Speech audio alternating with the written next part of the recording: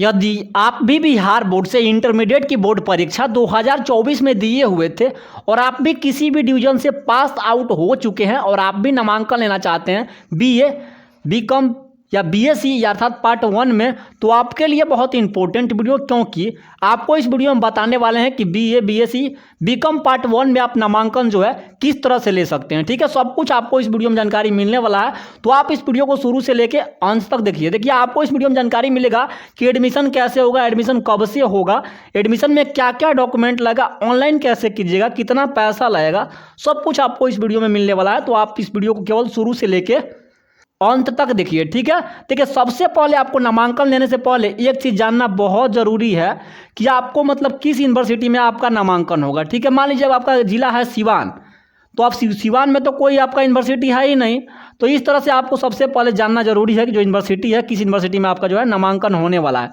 देखिए, जो भी जिला पटना के आसपास है तो आपको पाटलिपुत्र में नामांकन लेना पड़ेगा। वही मान लीजिए कि आपका जो है औरंगाबाद के आसपास अगर आपका कोई जिला है तो आपको मगध यूनिवर्सिटी में नामांकन लेना पड़ेगा।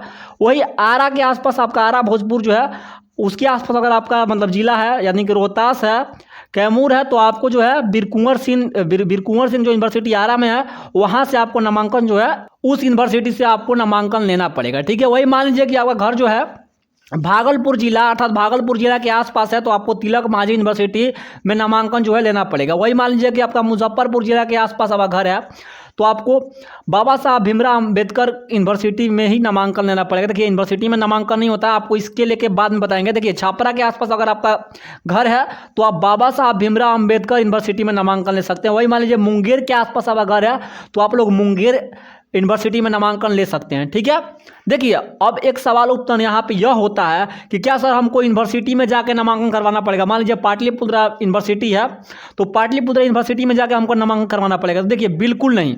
जो भी आपके आसपास में जो कॉलेज हैं जो कि मान्यता प्राप्त होते हैं, अर्थात कि मान लीजिए कि आपका कैसे कि मान लीजिए आपका बिहार बोर्ड है तो कोई मान्यता प्राप्त कॉलेज वगैरह होता है ना प्राइवेट, तो इसी तरह से यह होता है ना कि ये लोग आपके यूनिवर्सिटी से मतलब नामांकन लेता है, अर्थात आप लोग का रिजल्ट, आपका मार्कशीट, सब कुछ यूनिवर्सिटी ही देगा, लेकिन जो आपका नामांकन होगा आपके आसपास आपके ज़िले में कॉलेज है, यानी कि सभी ज़िले में जो है आप लोग का जो है कॉलेज मतलब कॉलेज है, लेकिन आपको यह तय पहले कर लेना होगा कि किस यूनिवर्सिटी का जो है किस यूनिवर्सिटी से जुड़ा हुआ है आपका कॉलेज। आपको कॉलेज में ही पता कर लेना होगा कि जो है कि मेरा जो यूनिवर्सिटी है वो मतलब कौन है, आपका मान्यता प्राप्त किस यूनिवर्सिटी से है, तो वो लोग बता देंगे।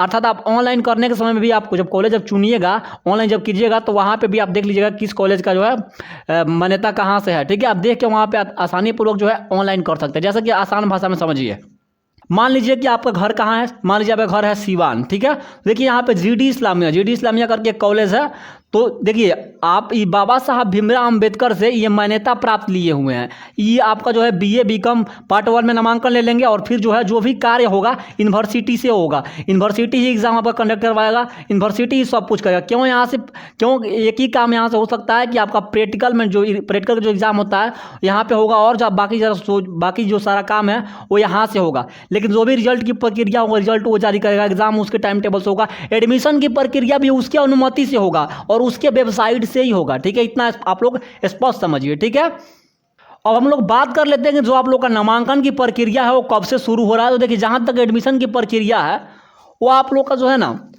मई से लेकर जुलाई के बीच लगभग सभी यूनिवर्सिटी में, बिहार के जो भी यूनिवर्सिटी सभी में नामांकन की प्रक्रिया जो है शुरू हो जाता है। ठीक है, लेकिन इसके लिए आपको एक चीज़ करना है कि जो भी आपका यूनिवर्सिटी है, जो भी यूनिवर्सिटी में आपने तय किया कि हमको इसी यूनिवर्सिटी से जो है बीए बीकॉम बीएससी करना है, तो आप उस यूनिवर्सिटी के वेबसाइट पर लगातार जाके विजिट करते रहिए। उस यूनिवर्सिटी के ऑफिशियल वेबसाइट होगा, किसी से पूछिएगा था तो उस यूनिवर्सिटी का नाम लेकर और गूगल में बोलिएगा था, लिखिएगा कि उस यूनिवर्सिटी का वेबसाइट, तो आपके मोबाइल स्क्रीन पर आ जाएगा।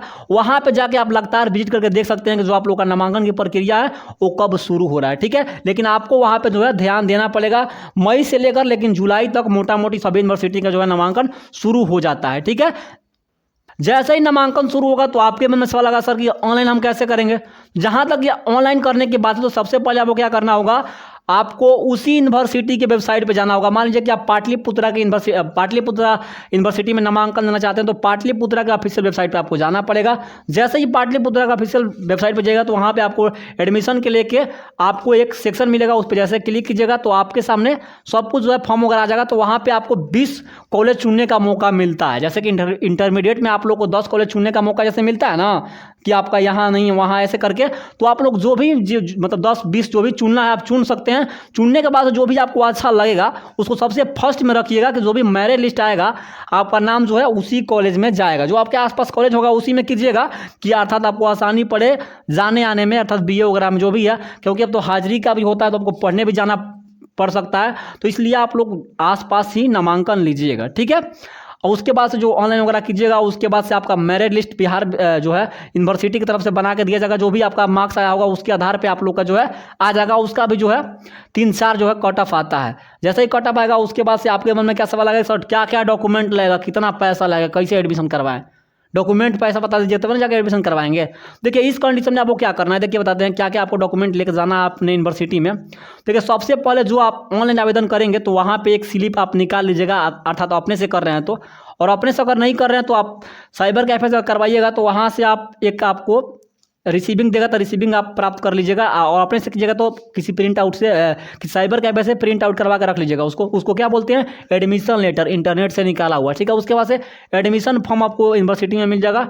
इंटर का मार्कशीट आपको दे लेना है, ठीक है। इंटर का मार्कशीट भी लगेगा, प्रोविजनल लगेगा, माइग्रेशन लगेगा, आचार प्रमाण पत्र लगेगा, आधार कार्ड लगेगा, फोटो लगेगा, मोबाइल नंबर लगेगा, जाति और आवासीय प्रमाण पत्र भी आपको नामांकन के समय देना पड़ेगा, ठीक है।